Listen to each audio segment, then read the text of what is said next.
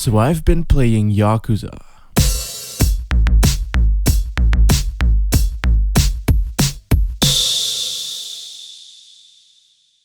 Warning, the following scene may shock you. Viewer discretion is advised. You know, I really like Sega.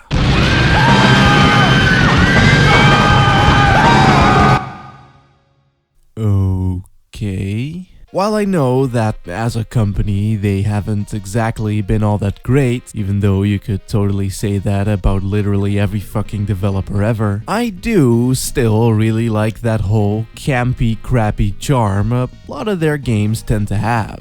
Especially those from the early 90s and early 2000s. From Shenmue and Streets of Rage to Virtua Fighter and Daytona USA, I still think they're pretty fucking great regardless of the fact that these games technically may be kinda shitty in one way or another. Yakuza, however, is a series that I've only seen mentioned in tandem with "This is the best thing ever, play it now, yeah." And I've always wanted to as well. I mean, shit looks incredibly cool, there's a bunch of Japanese shit going on, which is totes a thing what I like. And based off what I've seen on YouTube, I've really been getting some pretty strong Shenmue vibes from it as well. But it's a pretty big fucking series with some pretty big fucking games. So it can be a little bit daunting, as it's quite the commitment to make if one were to play all of these games back to back. So I won't. Much like what I did with Suda51's games, I'll just go through them one by one at my own pace, whilst still reviewing other games in between. So yeah, enough beating around the pubes and let's get this motherfucker up and running already. Oh my god. Guys, it's not working.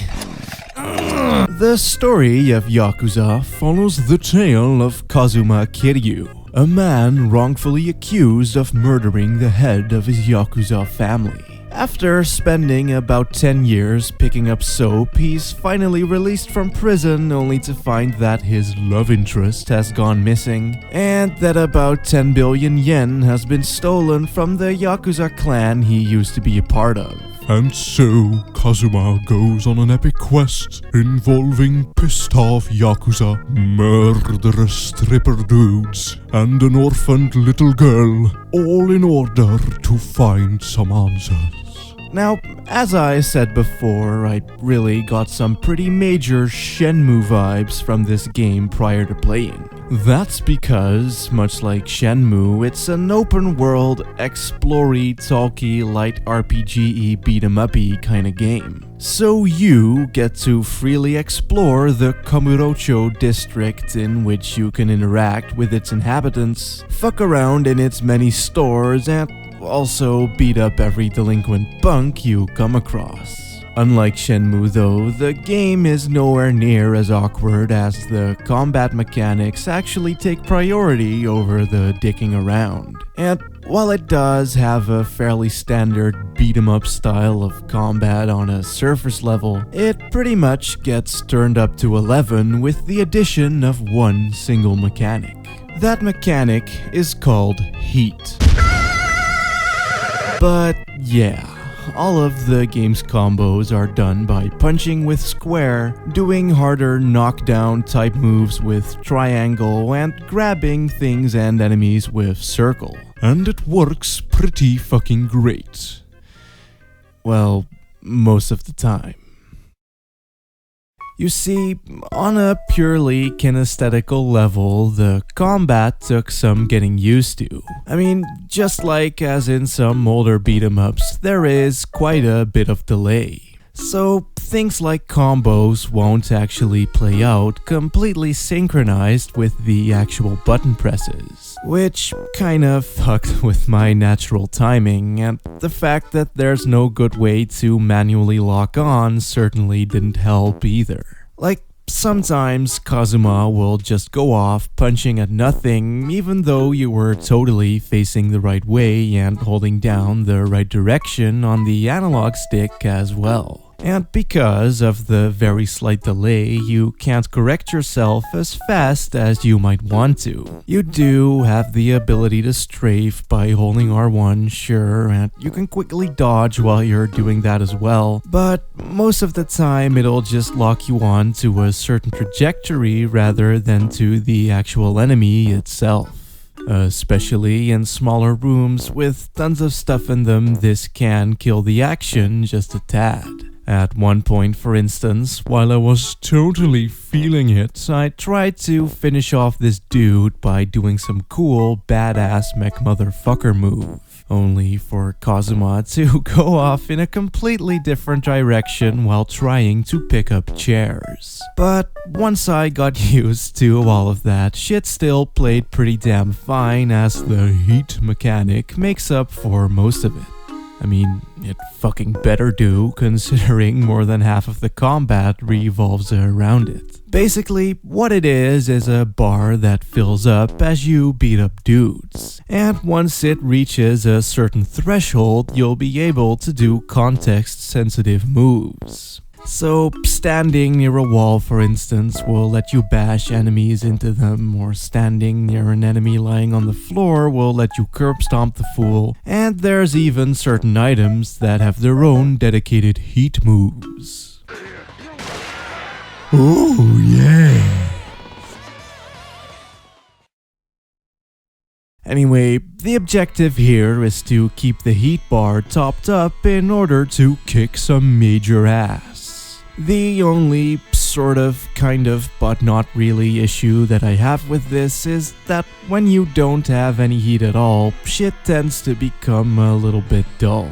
Of course, as I got more combos and as I got better at the game myself, this happened less and less. But I still would have liked it if there were more ways of keeping your heat up other than just beating dudes. Like, maybe some type of weaker attacks that are more focused on building up heat rather than doing damage.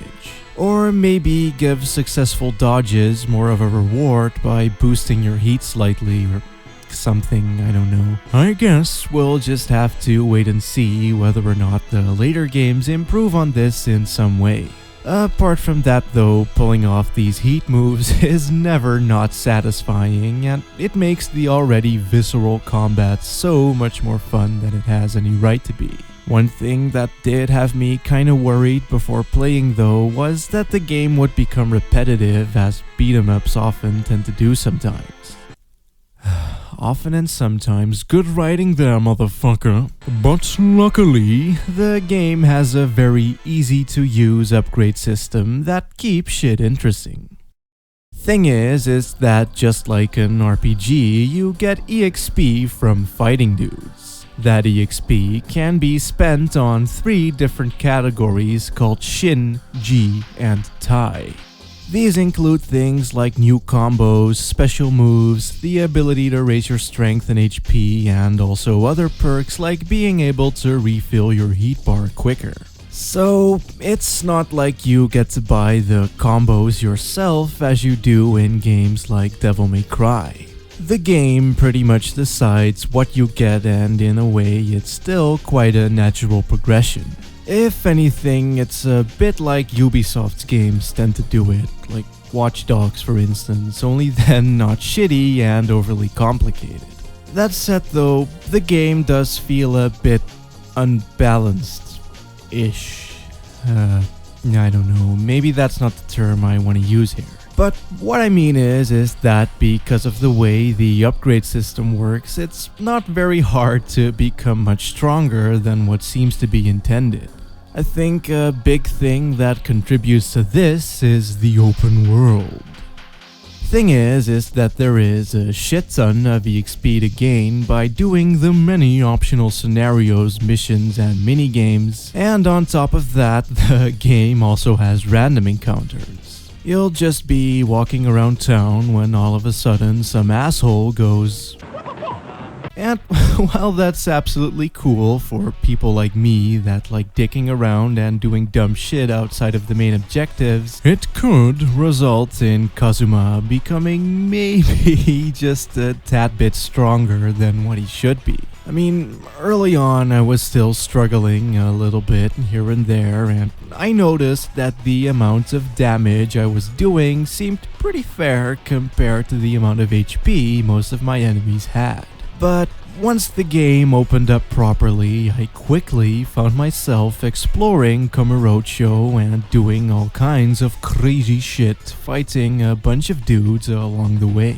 And by the time I got back to the main storyline, I had no problems at all with beating up whatever they decided to throw at me.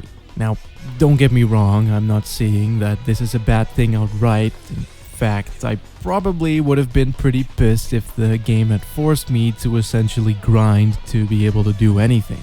But it did make some of the bosses feel just a tad bit underwhelming at times. Anyway, all of the side quests in question do present a nice challenge, and it never felt like the game was unfair either.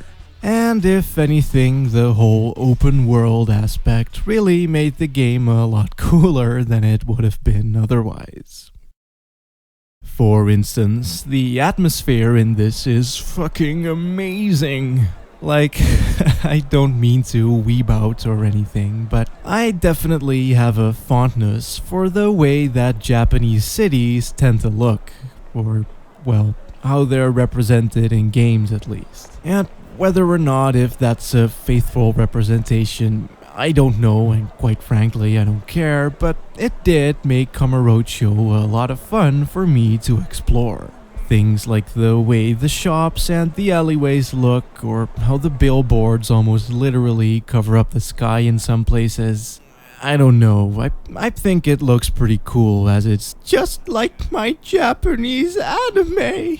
However, that doesn't mean that the open world is completely without its problems. I mean, the screen transitions are a bit rough, or, well, very rough even. Walking around can be a bit finicky sometimes, as Kazuma is rather fast, and on top of that, the camera is just an absolute asshole. But the game just has that addictive arcadey quality to it that just makes me want to forgive all of its shortcomings. Whether or not you can look past it as well is just something you're gonna have to find out for yourself if you're interested. But I will say that the game just flows very well overall, despite it being kinda janky sometimes. The way that the upgrade system works, for instance, the story to combat ratio, the amount of time you get to spend on side quests versus the amount of time you spend doing the main objectives, and even things like how the story will never interrupt the combat or vice versa. It is a pretty darn well made video game.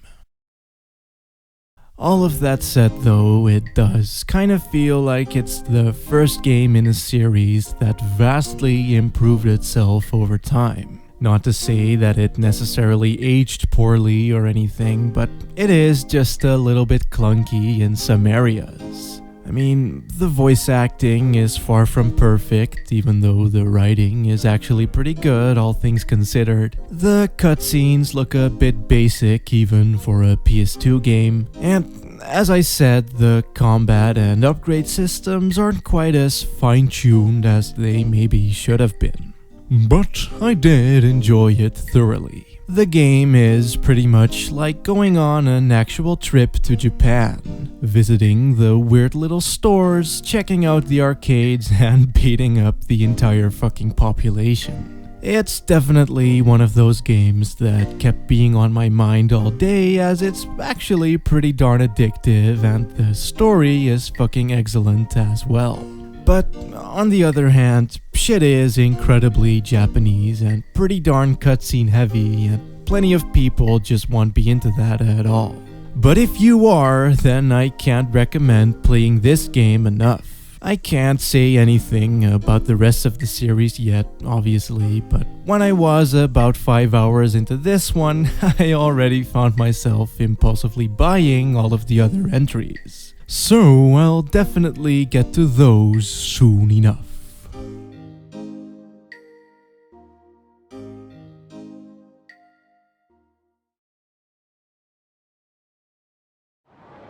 So, does your father know what you're doing? What? Of course not. Are you fucking retarded? I'm not as stupid as you.